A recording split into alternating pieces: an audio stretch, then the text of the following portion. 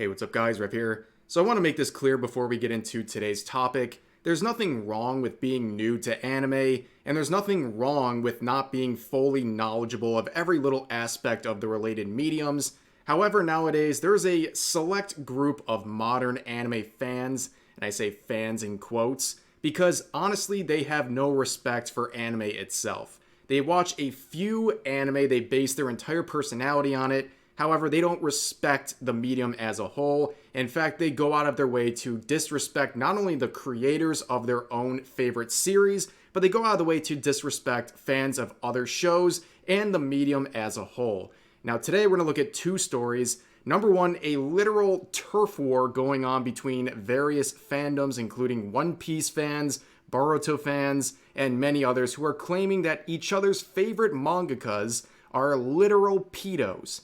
But first, I need to do an update to a video I covered a couple times last week. So if you want the full details, you can check out my video listed in the description. But last week, I dealt with a false copyright strike situation, and today we have an update on that. So about 2 weeks ago, I made this video criticizing artwork made by an individual named Steve Yurko.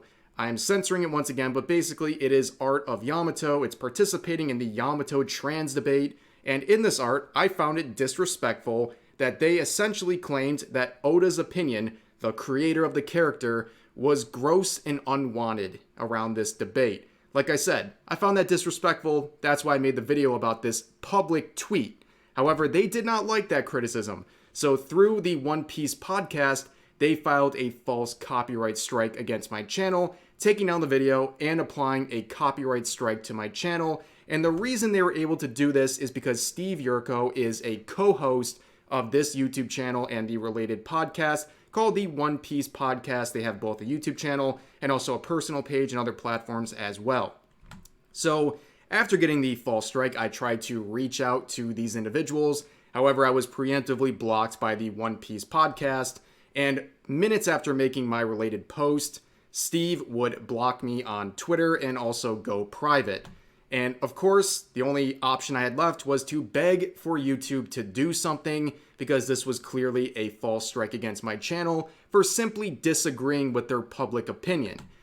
The big W here was that YouTube actually intervened. It only took a few hours. They immediately came in and cut off their copyright strike. They didn't even let me do a counter notification. They just ended the dispute immediately, and basically the video was reinstated, the strike removed, and everything is back to normal. And in the process of this, I found out the LLC that this podcast filed the claim under, and that gave me very strong evidence that suggested that this One Piece podcast does not have the licensing rights to sell their unofficial One Piece merch, which is a very bad look for them. However, in this process, many people were tagging me asking if I was blocked by this individual named Dan. Now, at the time, I didn't really know what was going on 2 weeks ago, but it made it very clear to me that this person was preemptively blocking me and was probably a member of their podcast. And at the time, he had also privated his account, so I couldn't see anything he was doing.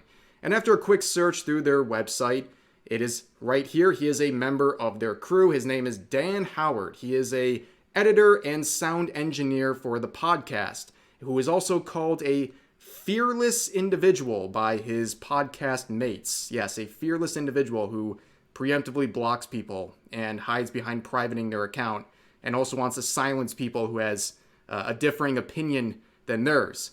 But nonetheless, with 2 quick clicks, I can find his profile on my burner account, and he has since unprivated his account. So we now know this is the account of the editor for their podcast. And unfortunately for this individual, he is not familiar with my channel or any of my catchphrases. So you guys probably already know where this is going. Dan, your likes are public. And this one I find truly, truly damning. And it's the reason I am talking about this today. So during my whole public conversation with YouTube trying to get their attention about the false strike, some people made negative quote retweets, of course, that's expected from Twitter freaks. And unfortunately, Dan, their editor for the podcast, liked this quote retweet. Let me read this for you guys. It says, "You are a pathetic YouTuber who appeals to Nazis and incels and literally capitalizes off of misinformation at the expense of minority groups, you deserve the copyright strike, whether it's false or not. Yes, the editor of the One Piece podcast liked this tweet. They are not only supporting blatant slander. We all know everything in that first half is just made up with no proof. They couldn't point to a single thing. I tried to even ask for it in the replies, and of course this person just shut down like everyone else does when they spread this kind of slander. But the idea that this individual, this Dan person, the editor for this One Piece podcast, would support false copyright strikes, whether fair or not, against people they disagree with, is confirmed. It's completely confirmed. This podcast supports filing false copyright strikes against people they either don't like or they disagree with. And I find that to be absolutely spineless behavior. You know, it's truly, truly awful. We all knew the silent part of this controversy. It was that they support false copyright strikes, of course, right? But here we have it full proof. I mean, they don't even have to say it at this point. If it's in your likes like this, you clearly support the message of this, and it's disgusting. And also, I would remind everyone involved in this podcast of a very important thing. When you filed that false copyright strike against my channel, you also had to sign your name, your legal name, or in this case, your LLC, to an agreement that was under threat of perjury. You signed that knowing you're filing a false claim. You committed perjury by that definition. You did that blatant as day. You committed what many would easily consider a crime based on the fact you are openly filing these false claims, and it seems like you're unashamed about filing these false claims. And all of you live in the United States, by the way, where perjury is in the law. So I just found that very interesting. But moving forward, literally within an hour of making my initial tweet onto Twitter, Dan shared this thought piece here saying, anime wasn't the mistake. Letting people run rampant, unchecked, without sitting them down until they understood the importance of how to treat others, touch grass, and to not hide behind anonymity was the mistake. It's unbelievable that you think this is an anonymity situation. No, this is a entitled individual who's based their entire personality on One Piece, who is abusing the copyright system to silence people who have a differing opinion than them.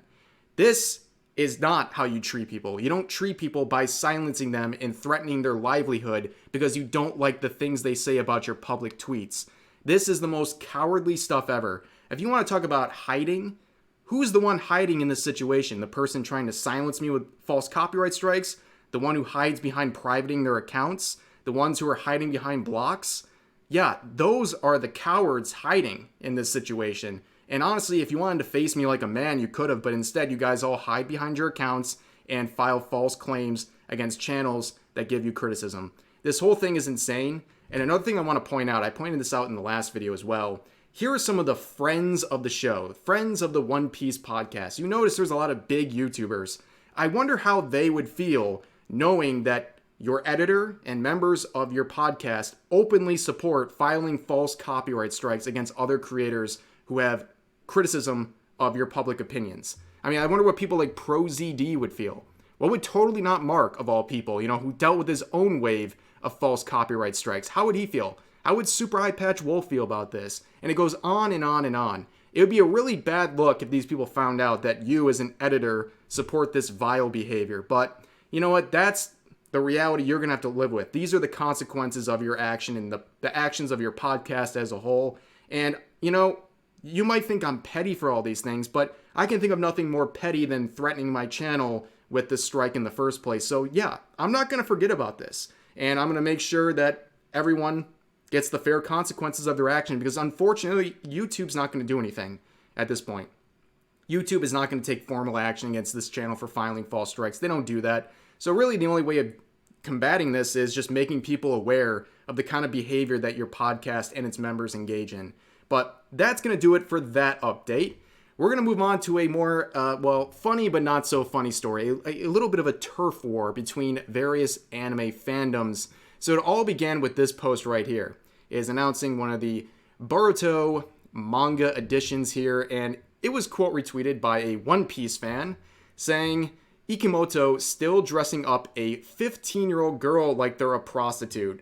This mangaka needs jail time. Yes, anime fans demanding jail time over drawings of other fandoms, unsurprising. But this started a whole war between these groups, where then what appears to be possibly a Naruto fan quote retweets that saying, One Piece fans gotta stop setting up their own series, like Oda literally drew a 16-year-old like this.